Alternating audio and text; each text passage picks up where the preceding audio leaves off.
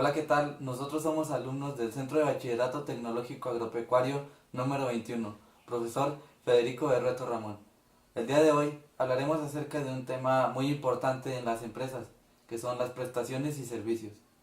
El equipo está integrado por Juan Ricardo Macías Lira, Odette Guadalupe Jiménez Martínez, Eric Javier Sánchez Moreno, Alejandra García Reina, Georgina Vanessa Monsiváis, Daniela Cano Rodríguez y su servidor José Ángel Quesada Calamaco.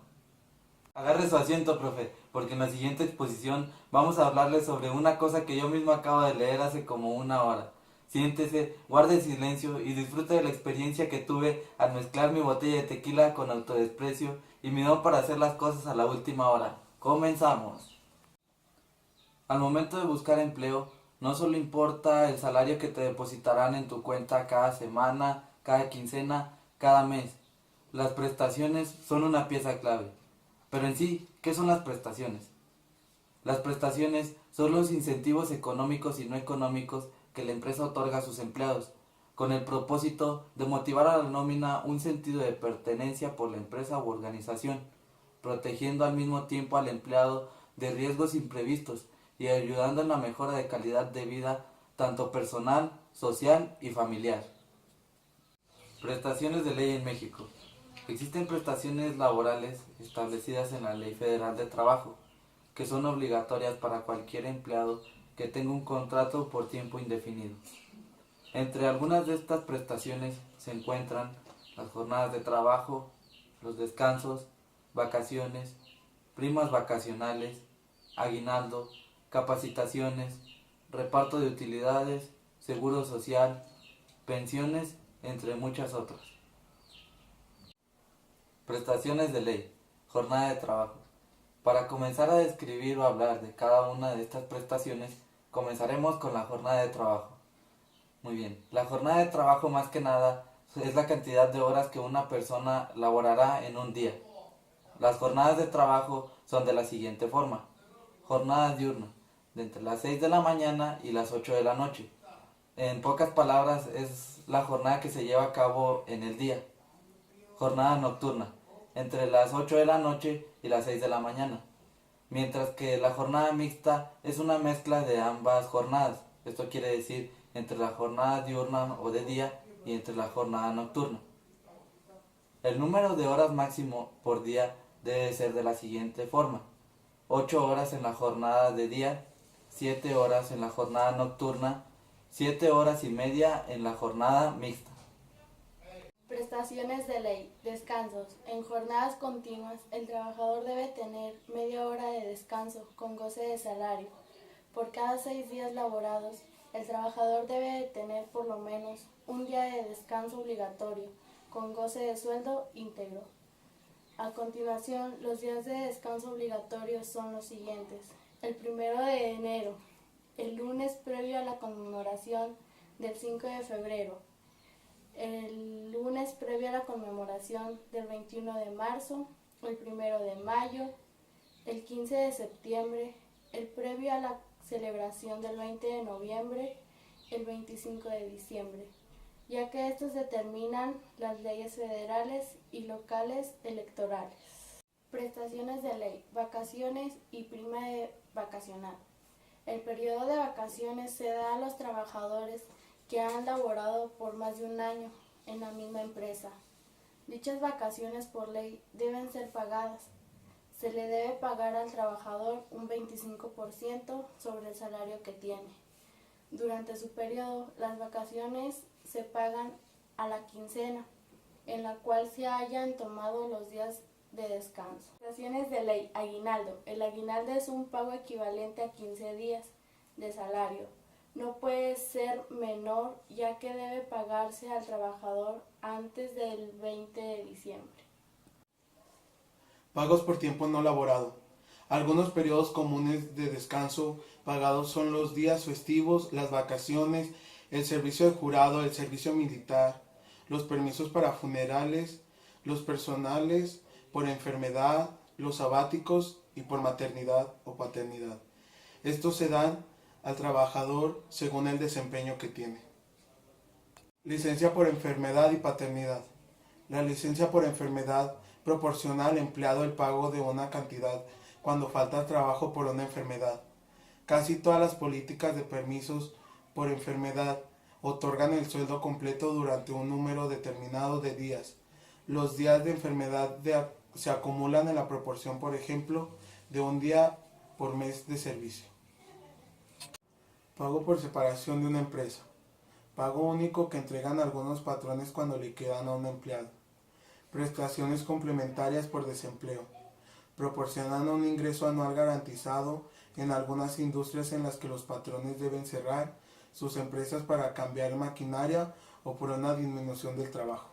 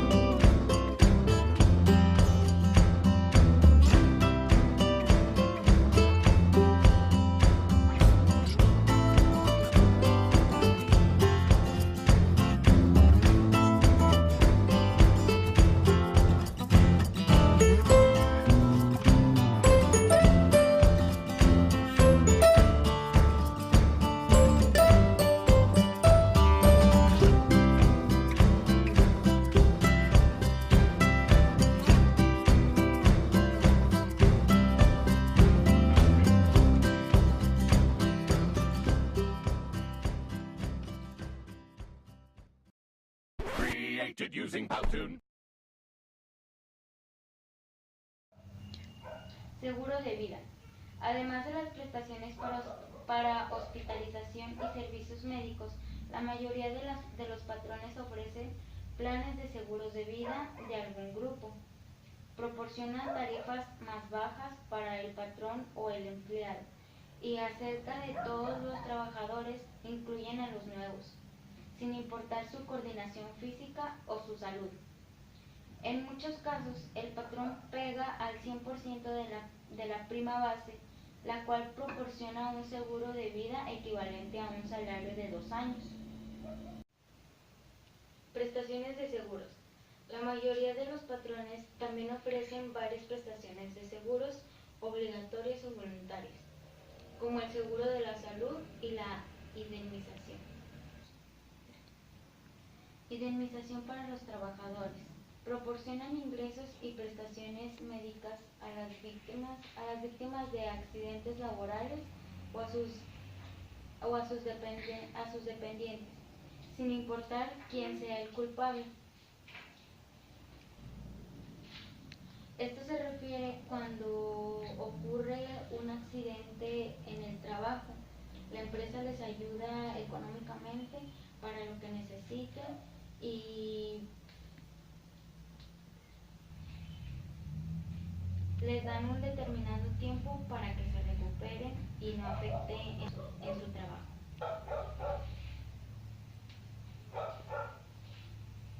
Hospitalización, salud y seguros por discapacidad. Los seguros médicos de hospitalización y por discapacidad sirven para proteger a los empleados de los costos de hospitalización y de la pérdida de ingresos por enfermedad.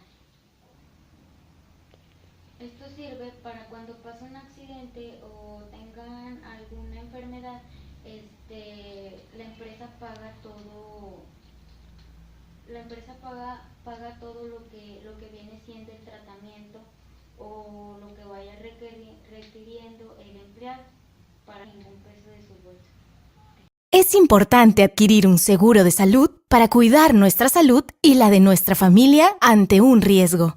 No sabemos en qué momento nosotros o algún miembro de nuestra familia se va a enfermar o sufrir un accidente, generando algunas veces costos de salud tan elevados que puede ser difícil atenderse con un médico por no contar con el dinero.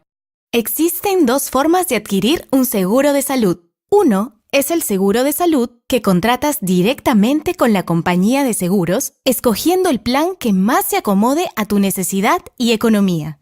Y el otro es el que obtienes a través de la empresa en la cual trabajas, conocido como EPS, Entidad Prestadora de Salud. Para entender correctamente el funcionamiento del seguro de salud, resulta indispensable precisar 7 conceptos principales: coberturas, prima, deducible, copago, carencia, preexistencias, beneficios. Coberturas. Son las condiciones por las cuales la salud del asegurado se encuentra cubierta por la aseguradora, por un determinado monto y según algunas circunstancias, entre otras especificaciones. Por ello, es importante que leas las condiciones de tu póliza para conocer el detalle. Tenemos 1. Atención ambulatoria. Con tu seguro de salud, tú y tu familia están cubiertos para consultas médicas en enfermedades frecuentes, no complejas, donde no tiene que quedarse internado una noche, como una gripe, tos, entre otros. En centros de salud afiliados, con un pequeño pago, puedes acceder a la atención de un médico sin tener que pagar costos tan elevados. 2. Atención hospitalaria. Intervenciones complejas que pueden tener costos enormes y donde el asegurado tiene que quedarse internado como mínimo una noche, como por una apendicitis, y que pueden afectar la economía del hogar si no se cuenta con un seguro de salud. Afortunadamente, cuentan con uno que mediante un pequeño pago pueden acceder a un tratamiento mediante exámenes, pruebas de laboratorio, medicamentos y acceso a una habitación en la clínica después de la intervención. 3. Atención por emergencias. Son aquellos riesgos donde se encuentra en peligro tu vida o la de algún miembro de tu familia y necesitas inmediata atención, como por ejemplo, un infarto, crisis asmática, cólico renal, entre otros. Gracias a tu seguro de salud, tú y tu familia se encuentran cubiertos de los gastos causados por una emergencia y el auxilio requerido, como por ejemplo, una ambulancia. Una emergencia puede derivar en una atención hospitalaria según los síntomas que se presenten. Recuerda que no todo es considerado una emergencia. Hay casos que son urgencia porque no ponen en peligro tu vida o la de algún miembro de tu familia, por lo cual no necesitan una atención inmediata, como por ejemplo, fiebre, dolor de espalda, entre otros. Existen otros tipos de cobertura como maternidad, odontología, oftalmología, gastos de sepelio. En tu póliza puedes encontrar el detalle de estas y otras coberturas según el plan de salud adquirido. La prima. Cuando adquieres un seguro, te unes a un grupo de personas que aportan económicamente para hacer frente a un riesgo. De esta manera, los costos se reparten entre todos los miembros del grupo a través del pago de la prima. El deducible. Es el pago fijo establecido en la póliza de seguro por la atención que realiza el asegurado en el centro de salud para ser atendido por medio de su seguro y no pagar enormes costos por la atención que reciba. El copago. Es un porcentaje del pago total que debe realizar el asegurado, según el plan de salud escogido, al momento de requerir medicamentos, exámenes y pruebas de laboratorio sin tener que pagar costos elevados. Carencia. Es el tiempo durante el cual el asegurado paga el seguro, pero no tiene cobertura en el plan escogido. Preexistencia. Enfermedad, dolencia, síntoma o signo conocido o no por el asegurado que figure en su historia clínica o se evidencia en los resultados de cualquier examen médico, ya sea antes de la fecha de inicio de vigencia, durante el periodo de carencia de la póliza o los declarados o no en la solicitud de seguro. Beneficios. Entre los beneficios que ponemos a tu disposición, tenemos 1. Médico a domicilio. 2. Chequeo preventivo. 3. Orientación médica telefónica. 4. Orientación médica virtual. Revisa tu póliza para conocer más a detalle los beneficios que te ofrece el plan que escogiste. Tu salud y la de tu familia son importantes. Por ello tenemos diferentes tipos de seguros de salud según tu necesidad. Sé inteligente, mantente seguro, conoce más, preocúpate menos. Todo va a estar bien.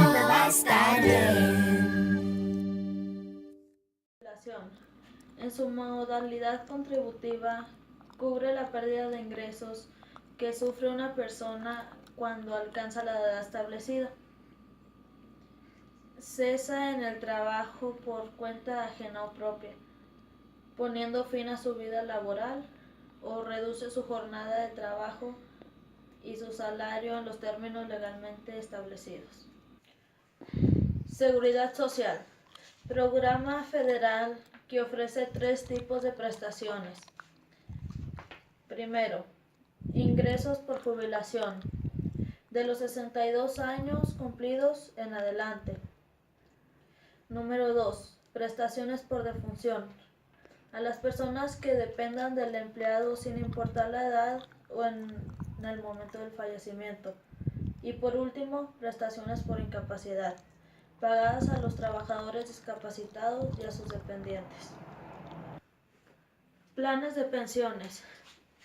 Es donde pagan una cantidad fija cuando los empleados llegan a la edad establecida para su jubilación o cuando no pueden seguir laborando a causa de una discapacidad. Cobro de plan de pensiones. Al igual que las aportaciones, las cuotas para cobrar el plan de pensiones también son flexibles. El titular, una vez jubilado en el régimen de seguridad social, es el que decide cómo desea recuperar su dinero, bien en forma de renta financiera, mediante una renta cuya importe y periodicidad decide el cliente y que se abona hasta su finalización del saldo acumulado, o en forma de capital, es decir, se cobran todos los derechos consolidados, acumulados o en forma de capital único. ¿Cómo planificar para su jubilación? Una guía sencilla que lo ayudará a jubilarse con tranquilidad. Hola, soy yo el profesor Sabelotodo. Y sí, hoy les daré los mejores consejos para que se jubilen con tranquilidad. Hola, profesor. ¿Ahora es experto en ese tema? Por supuesto. ¿Ah, sí? ¿Entonces está preparado para su jubilación? Claro, estoy listo. Entonces tiene suficiente dinero ahorrado. Bueno, no exactamente, pero tengo un plan. Viviré con mis hijos. Compartir los años de jubilado con su familia puede ser muy gratificante, pero seguramente usted no quiere ser una carga para ellos.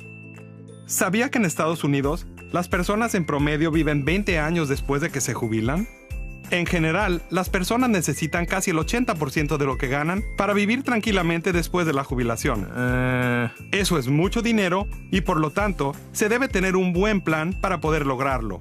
Todavía no entre en pánico, nunca es tarde para empezar, ni muy temprano. Mejor le cuento yo lo que debería hacer para que la próxima vez dé buenos consejos a las personas. Me parece bien. Profesor, según la guía del consumidor, lo primero es reconocer la importancia de ahorrar para la jubilación.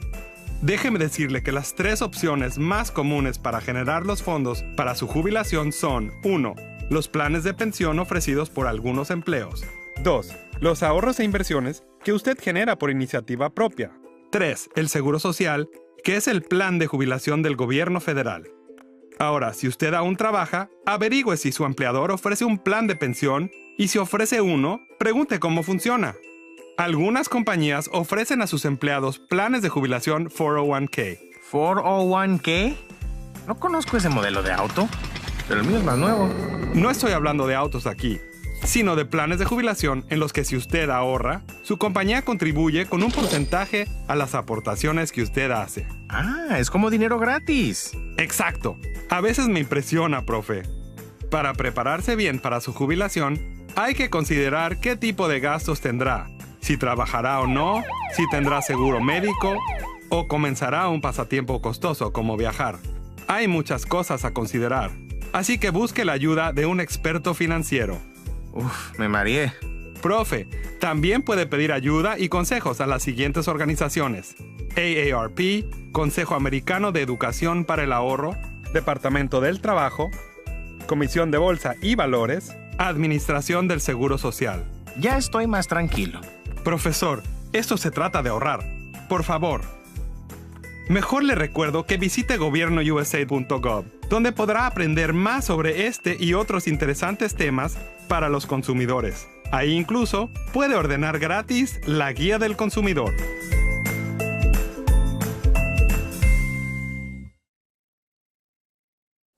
Jubilación anticipada. La jubilación anticipada es un tipo de oferta que se realiza a los empleados para que puedan jubilarse antes de tiempo. La jubilación anticipada se puede dar de dos formas. Los empleados de 55 años ya pueden pedir su jubilación anticipada. O en otro caso, las personas que ya hayan cumplido con el 40% de inversión para jubilarse. Las personas que se jubilan de manera anticipada adquieren otros beneficios, como poder seguir laborando, pero ya no estarían aportando para su seguro de jubilación. Jubilación por fases y la fuerza laboral mayor. Puesto que 3 de cada 4 empleados que están cerca de la edad de jubilarse prefieren hacerlo de manera gradual, una manera de atraer y conservar a dichas personas es ofreciendo programas de jubilación por fases. Aquí, por ejemplo, los empleados que son candidatos para jubilarse tendrán la opción de trabajar medio tiempo, por ejemplo, durante varios años, más allá de la edad normal de la jubilación, antes de retirarse por completo.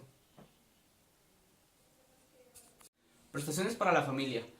Prestaciones tales como guarderías e instalaciones para el cuidado del estado físico, las cuales permiten al empleado equilibrar con mayor facilidad sus responsabilidades laborales y familiares. Hablamos como, por ejemplo, de las 21 prestaciones que ofrece el ISSSTE a sus afiliados, siendo una de ellas el seguro médico, tanto para el trabajador como para sus familiares. Otra de ellas nos habla del seguro contra accidentes en el trabajo e incluso teniendo un fondo de ahorro para el retiro, además de guarderías y asilos, donde se le dará mejor cuidado a nuestros familiares. Cuidados infantiles subsidiarios. Es difícil cumplir con las responsabilidades laborales mientras se cría a una familia, especialmente en el caso de una madre o un padre soltero.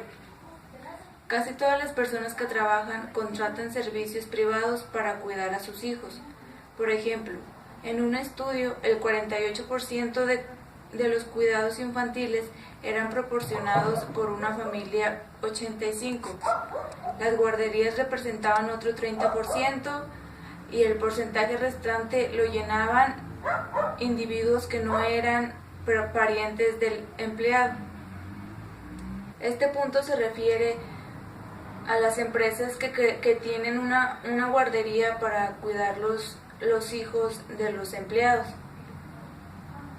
Para este tipo de empresas lo tienen más las empresas privadas, los servicios privados.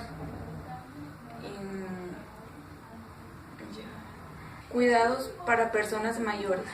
La responsabilidad de cuidar a un pariente anciano puede afectar el desempeño del empleado.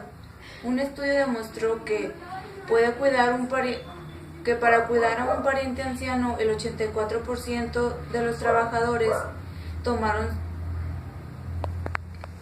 tomaron 6 días de permiso por enfermedad o tiempo de sus vacaciones. El 33% disminuyó sus horas laborales. El 22% solicitó para faltar, el 20% El 20% transfirió de un trabajo de tiempo completo a uno de tiempo parcial. El 16% renunció a su empleo y el 13% se jubiló de manera anticipada. Este punto nos da a entender que todos los empleados que tienen un pariente anciano tienen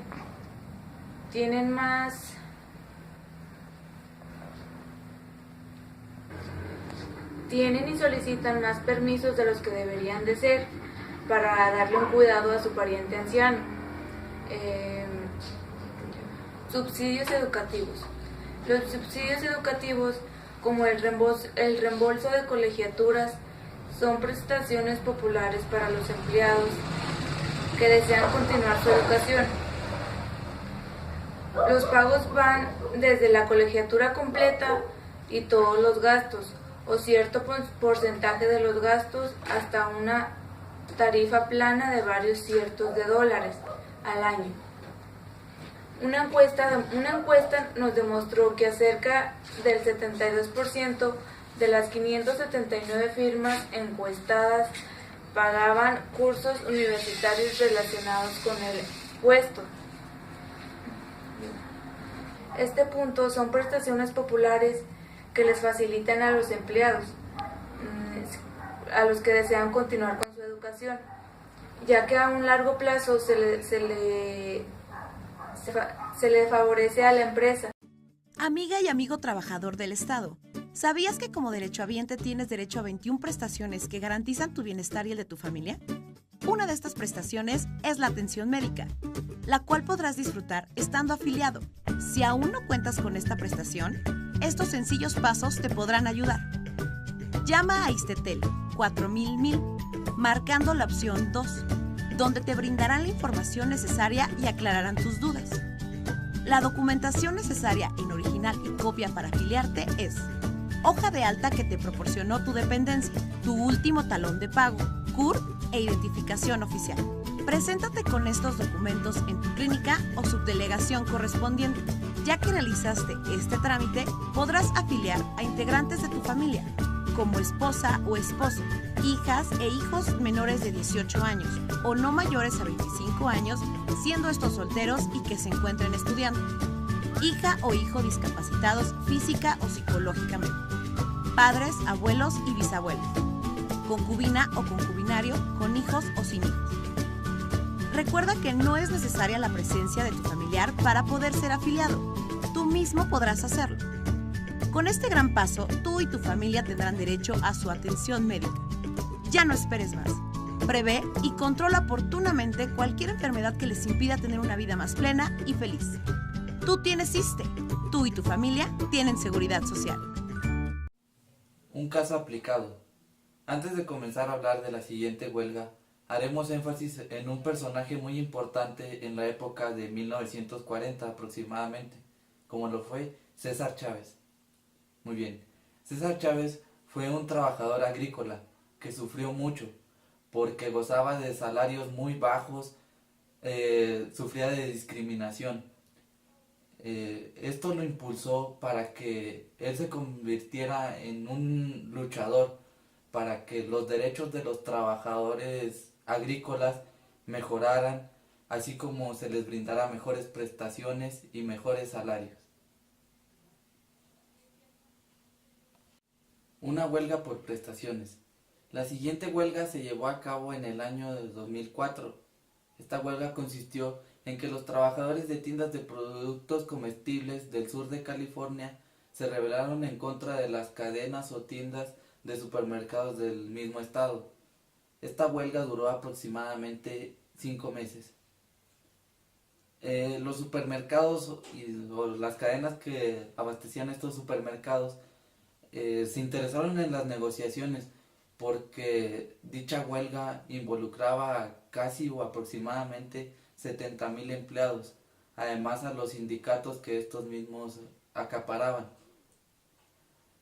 El principal problema de esta huelga fue las prestaciones respecto al seguro médico, ya que los empleados gozaban de muy buenas prestaciones porque prácticamente no tenían que pagar ni un solo dólar por los costos del seguro médico. Pero al darse cuenta las cadenas de supermercados que no podían pagar tanto dinero por estas prestaciones, empezaron a cobrar cierto porcentaje por cada hora de trabajo de los empleados. Para ser exactos, cobraban 1.35 dólares por hora de trabajo. Es decir, que los empleados pagarían aproximadamente 10 dólares a la semana. Y si se llegaban a pasar del gasto de seguros médicos del máximo tope, tenían que pagar o trabajar tiempo extra para poder reponer los costos extras. La mejor solución a este problema la primera cosa fue buena, porque no era una cantidad muy excesiva lo que le quitaban de impuestos a los empleados, ya que era aproximadamente 10 dólares a la semana, es algo muy bajo. Lo que sí pareció muy malo o grave fue que quitaran dinero extra a los trabajadores, o si no lo podían pagar tenían que quitarles dinero de otras prestaciones que no se relacionaban en nada a los gastos médicos. La solución buena hubiera sido que solo se quitaran los 10 dólares por cada hora de trabajo, o más bien a la semana, y los costos extras los proporcionara la empresa. Veamos ahora cada una de las prestaciones económicas del Sistema General de Riesgos Laborales. La primera de ellas es la incapacidad temporal, y es aquella que, según el cuadro agudo de la enfermedad o lesión que presente el afiliado al Sistema General de Riesgos Laborales, le impida desempeñar su capacidad laboral por un tiempo determinado. Todo afiliado a quien se le defina una incapacidad temporal recibirá un subsidio equivalente al 100% de su salario base de cotización, calculado desde el día siguiente en el que ocurrió el accidente de trabajo y hasta el momento de su rehabilitación, readaptación o curación, o de la declaración de su incapacidad permanente parcial, invalidez o la muerte. El pago se efectuará en los periodos en el que el trabajador reciba regularmente su salario. Para la enfermedad laboral, el mismo subsidio calculado desde el día siguiente de iniciada la incapacidad correspondiente a la enfermedad laboral diagnosticada. El periodo durante el cual se reconoce la incapacidad temporal será hasta por 180 días, que podrán ser prorrogados hasta por periodos que no superen otros 180 días continuos adicionales, cuando esta prórroga se determine como necesaria para el tratamiento del afiliado o para culminar su rehabilitación. Si no se hubiese logrado la curación o rehabilitación del afiliado, se debe iniciar el procedimiento para determinar el estado de incapacidad permanente parcial o de invalidez. Hasta tanto no se establezca el grado de incapacidad o invalidez, la administradora de riesgos laborales continuará cancelando el subsidio por incapacidad temporal. Las prestaciones se otorgan por día calendario. Además, las administradoras de riesgos laborales deberán asumir el pago de la cotización para los sistemas generales de pensión y de seguridad social en salud, correspondiente a los empleadores, durante los periodos de incapacidad temporal y hasta por un ingreso base de cotización, equivalente al valor de la incapacidad.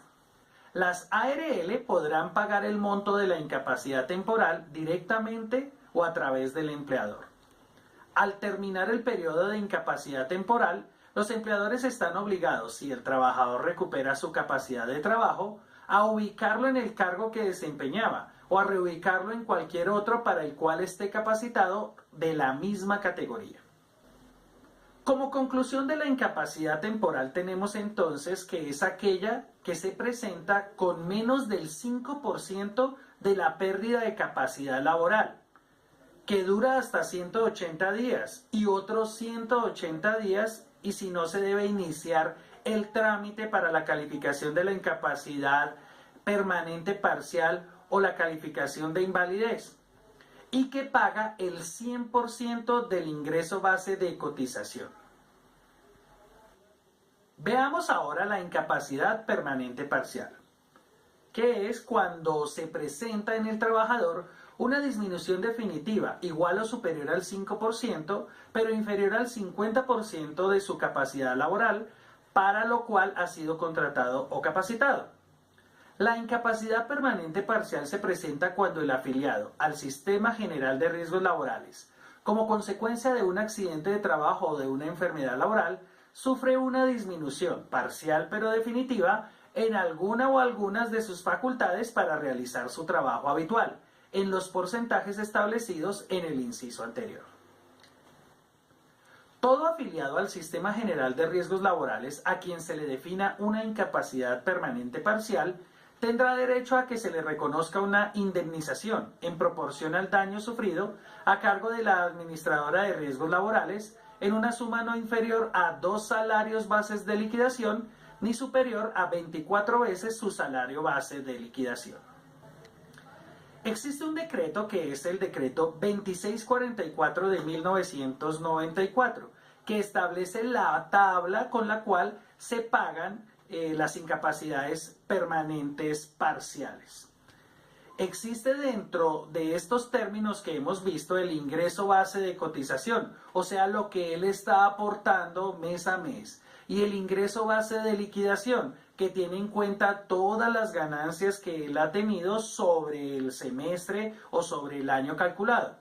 Para los accidentes de trabajo se tiene en cuenta el promedio de los últimos 6 meses que ha aportado el trabajador, y para el pago de la enfermedad laboral se tiene en cuenta el promedio del último año. Así que, por ejemplo, en esta tabla establece que si un trabajador tiene un 40% de pérdida de capacidad laboral, el monto de la indemnización en meses de ingreso base de liquidación será 19.5.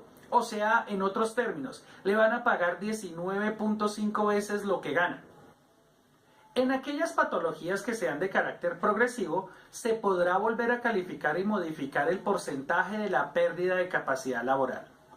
Los empleadores están obligados a ubicar al trabajador con incapacidad permanente parcial en el cargo que desempeñaba o a proporcionarle un trabajo compatible con sus capacidades y aptitudes, para lo cual deberán efectuar los movimientos de personal que sean necesarios. La siguiente prestación económica es la invalidez.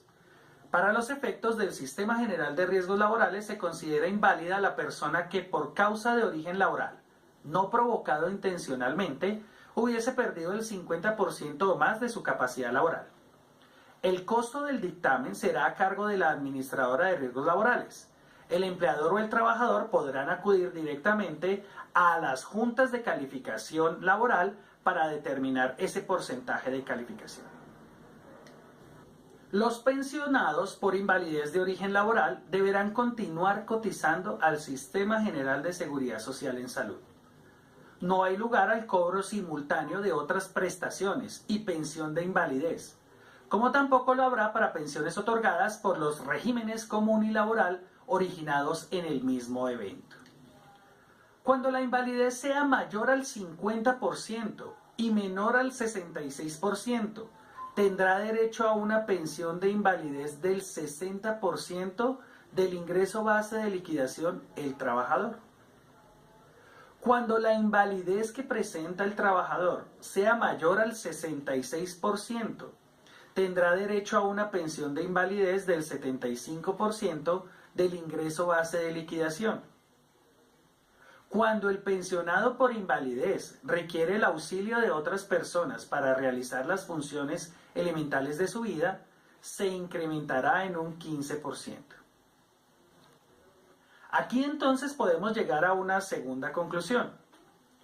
Si recuerdan, en la incapacidad temporal le paga el 100%, o sea, chévere, me accidento y me pagan al 100%, como que es un buen negocio accidentarse laboralmente, pero pegándose pasito.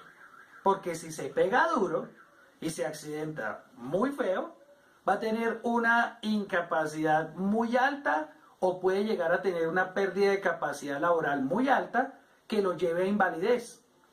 Y en este caso, por ejemplo, si tiene una pérdida de capacidad laboral entre el 50 y el 66, solamente recibirá el 60% de lo que gana.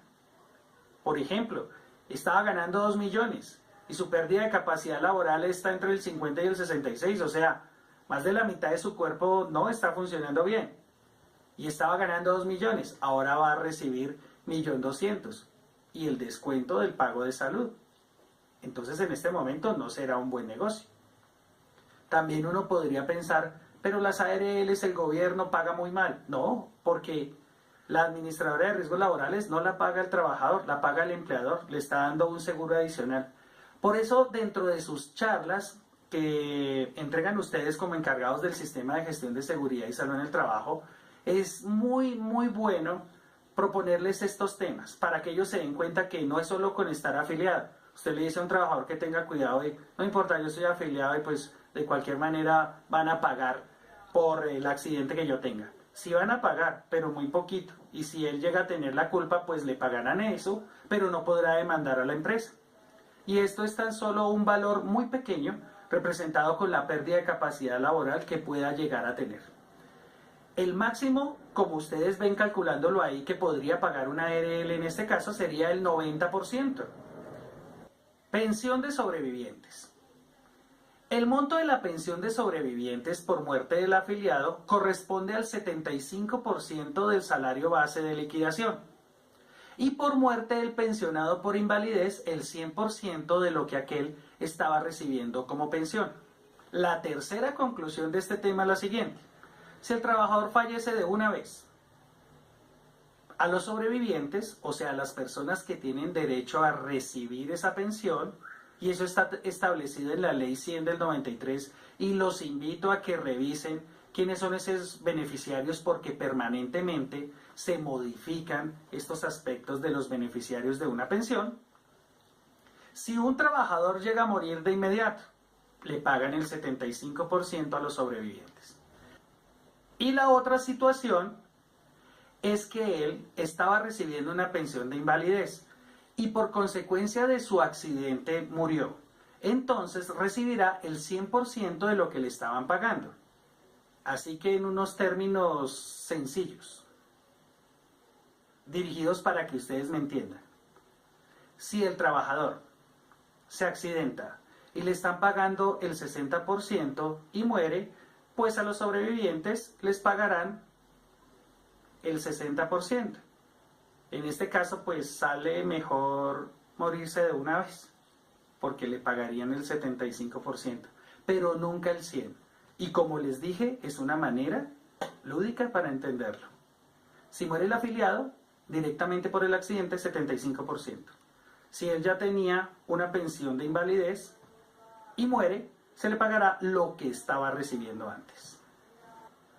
Cuando el pensionado disfrutaba de la pensión con incremento del 15% por auxilio para el desempeño de sus funciones, se liquidará y pagará descontando ese 15% que se le reconocía al causante.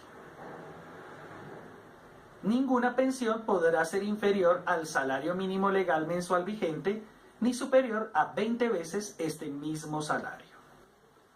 Devolución de saldos. Si se encuentra afiliado al régimen de ahorro individual con solidaridad, la totalidad del saldo de su cuenta individual de ahorro pensional. Si se encuentra afiliado al régimen solidario de prima media con prestación definida, la indemnización sustitutiva prevista en el artículo 37 de la Ley 100 del 93. En este punto llegaremos a otra conclusión. Y es que cuando usted, encargado del sistema de gestión de seguridad y salud en el trabajo, da esta charla a los trabajadores, ellos de pronto no están poniendo cuidado o no cuentan esta charla en sus casas para que la familia conozca los temas y sepa qué tiene derecho.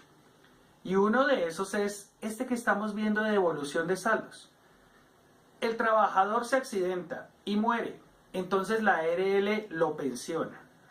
Pero al mismo tiempo los sobrevivientes tienen derecho a ir al fondo de pensiones a que le devuelvan los saldos que él ha ido pagando durante todos los años. No le pagarán el 100%, por supuesto que harán un descuento de ley, pero ahí hay un dinero adicional que les sirve para el sustento de los sobrevivientes entre tanto. Y por último, el auxilio funerario. La persona que compruebe haber sufragado los gastos de entierro tendrá derecho a recibir un auxilio funerario equivalente al último salario base de cotización o al valor correspondiente a la última mesada pensional recibida. Este auxilio funerario no será inferior a 5 salarios mínimos legales mensuales vigentes, ni superior a 10 veces dicho salario. Como última conclusión podemos tener que ningún dinero compensará una parte del cuerpo que se pierda o un familiar que fallezca.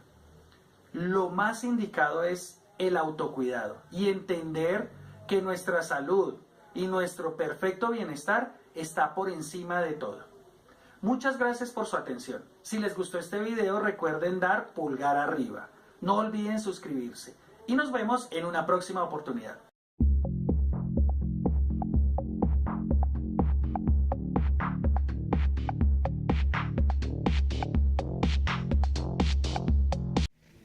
La siguiente historia es un hecho que ocurre en muchas empresas de México y del mundo. Los dejamos con la siguiente historia. Laura es una empleada de una fábrica textil que lleva laborando 10 años en la empresa.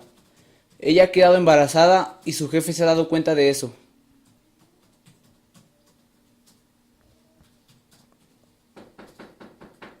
Adelante, por favor. ¿Me mandó a llamar? Sí, tome asiento. ¿Sabe cuál es el motivo por el que la mandamos llamar? No lo sé. Hemos notado ciertas actitudes y cambios fuera de lo normal en usted. Algunos compañeros nos han dicho que usted está embarazada, ¿es cierto? Sí, pero... Ningún pero. Esto es inaceptable. Por ello, hemos decidido despedirla. Esto es injusto. Las cosas se hacen a lo que yo diga, no a lo que ustedes quieran. Esto no se va a quedar así. Bueno.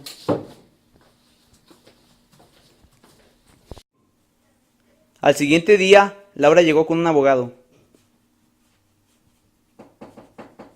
Adelante, por favor. ¿Otra vez usted?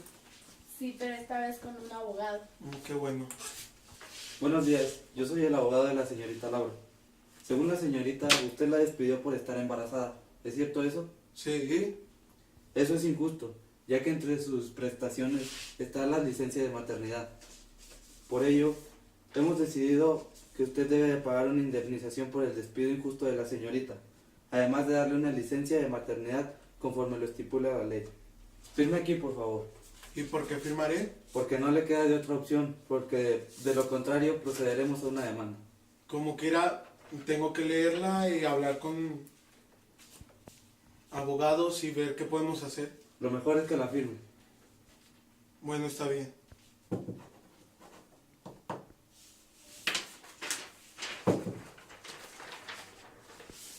No nos queda más que hacer aquí. Vamos, por favor.